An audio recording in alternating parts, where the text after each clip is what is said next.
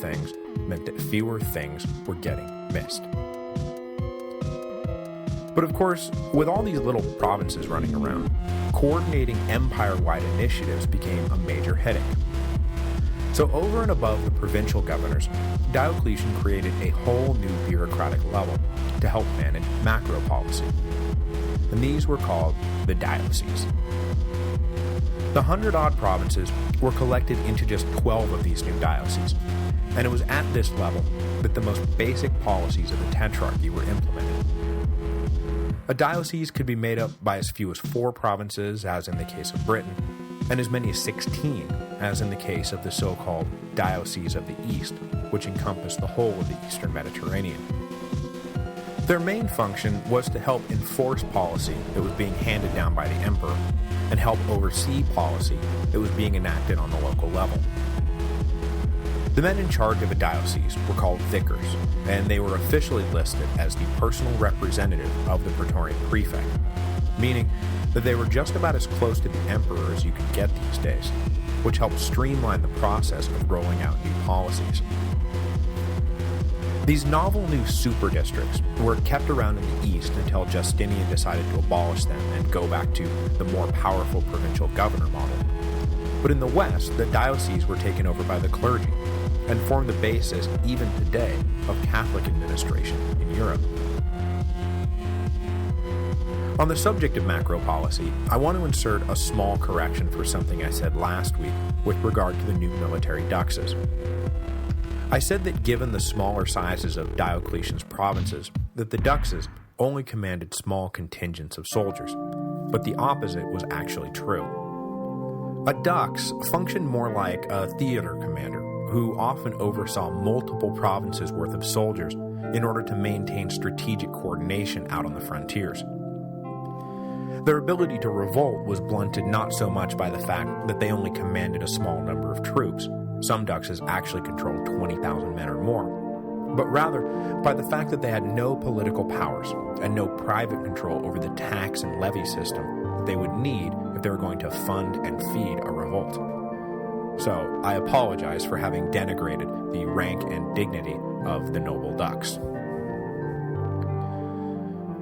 The point of adding new layers of administration was to try to get everyone on the same page. Diocletian wanted the empire to function as one in concert with one another for the betterment of the whole. To this end, he also initiated 2 highly unpopular shifts, at least in the affected regions, to make sure that no part of the empire thought it was somehow better or different than the rest. I am speaking, of course, of his treatment of 2 parts of the empire that most definitely considered themselves better and different: Italy and Egypt. As he was splitting up the provinces and appointing vicars, Diocletian decided that the time for special treatment was over, and that henceforth everyone would be equal within what had become, in every single way, a multinational empire. The Italians, going back to the very beginning of Rome's expansion, had been exempt from taxation, and had always enjoyed certain other little perks that came with being the home base of the empire. But now, that was over. Divided into 16 districts and watched over by a vicar, Italy was now treated just like any other province. Only the city of Rome itself maintained its exemption, one of the few deferential nods Diocletian ever made to the birthplace of his empire. Egypt, on the other hand, had always paid its taxes, though there was an awful lot of dodging going on. But they had also been granted a degree of autonomy. They were allowed to keep their own records, they ran off their own calendar, and perhaps most importantly, they coined their own money at a mint in Alexandria. All of this too was cancelled by Diocletian as he implemented his nice, clean, rational order, free of exemptions, exceptions, preferential treatment, and special deals. Maybe the empire could afford such things in good times, but the good times were long gone. It was time for everyone to pitch in equally. For the senatorial aristocracy in Italy, the blows to their status were now coming fast and furious. Their power as a body had of course been stripped away by Augustus a long time ago, but the pleasant fictions of the Principate had allowed senators to maintain some dignity over the following centuries. They ran provinces, they ratified decisions, and as individuals they joined in the administrations of just about every emperor. But now that too was all over. Diocletian's vision of an autocratic, centrally planned and centrally governed empire was absolute, and he had no intention of letting a few wealthy Italians who used to be somebody, we swear, get in his way. His first and most obvious move towards eradicating the Senate from imperial affairs, as we've already seen, was to simply never go to Rome. Power is usually established by proximity to power, and the Senate was now, physically, nowhere near power. But Diocletian went further than that.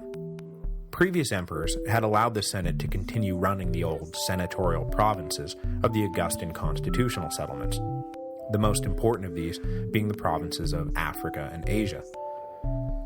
They never wielded anything like final authority, but senators were appointed governors of these provinces, and the Senate as a body still deliberated what to do with them, with the full understanding that anytime the emperor wanted to, he could step in and do or undo whatever he wanted. But still, they had a little tiny chip in the game. When Diocletian reorganized the empire, though, that chip was taken away, as he obliterated the old senatorial, imperial, provincial distinction. Plus, almost to a man, Diocletian's new provincial authorities were drawn from the equestrian class. He wanted smart, capable, career-minded men who owed their allegiance fully and completely to the emperor to be the ones out in the field running the show. The old aristocracy in Rome never quite gave up their sense of self-importance when they gave up their power, and Diocletian did not trust them to fall into line without hesitation or reservation. The only notice he took of their feelings is that when he divided up Italy along with the rest of the empire, he did allow senators to govern the individual Italian districts, though they were overseen by an equestrian vicar. From this point on, we see a shift in Roman politics.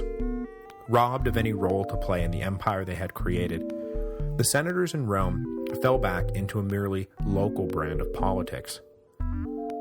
No longer was the pinnacle of a senator's career the consulship, the governorship, or the emperorship. It was instead the city prefecture, the mayor of Rome. Oh, how the mighty have fallen. And this was all undertaken, I think, not so much because Diocletian despised the Senate, as his attitude is sometimes reduced to, but instead because he disliked the untidiness of the old Augustan pseudo-partnership with them. Diocletian was, with every fiber of his being, an autocrat.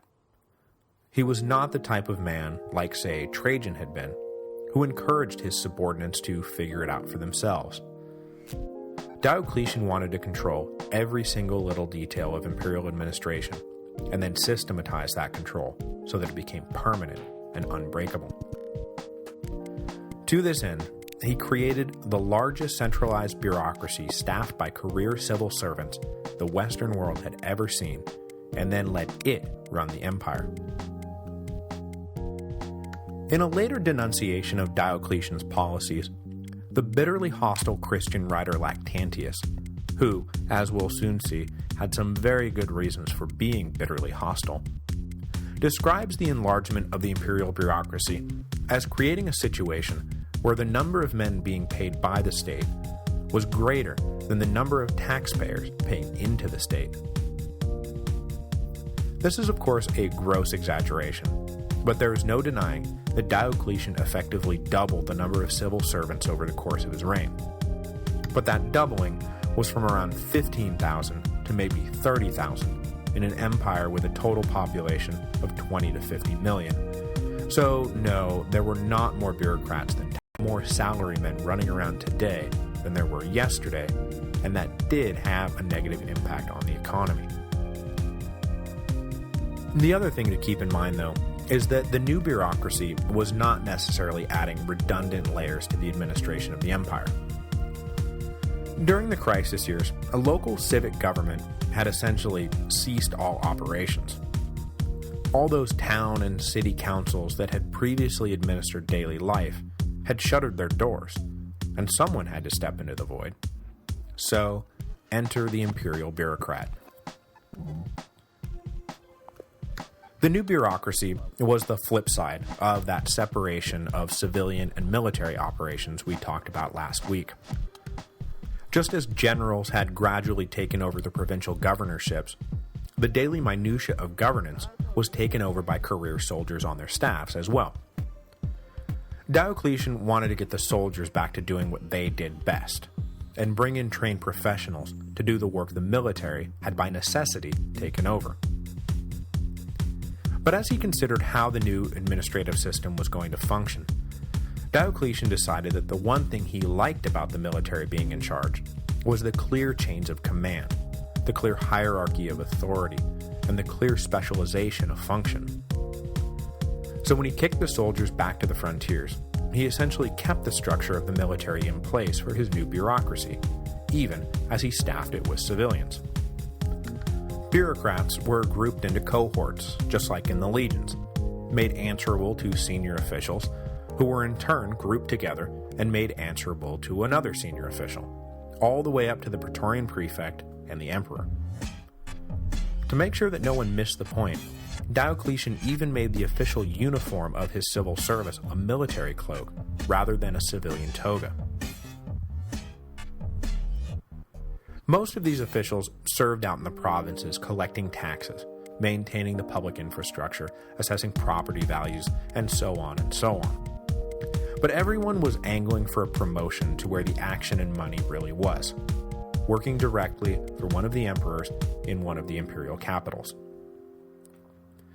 Where once a few informal advisors had helped the emperor shape policy and make decisions, there was now a staff of literally thousands, carefully regimented into different departments, all scurrying to and fro, issuing memoranda, making recommendations, and implementing policy.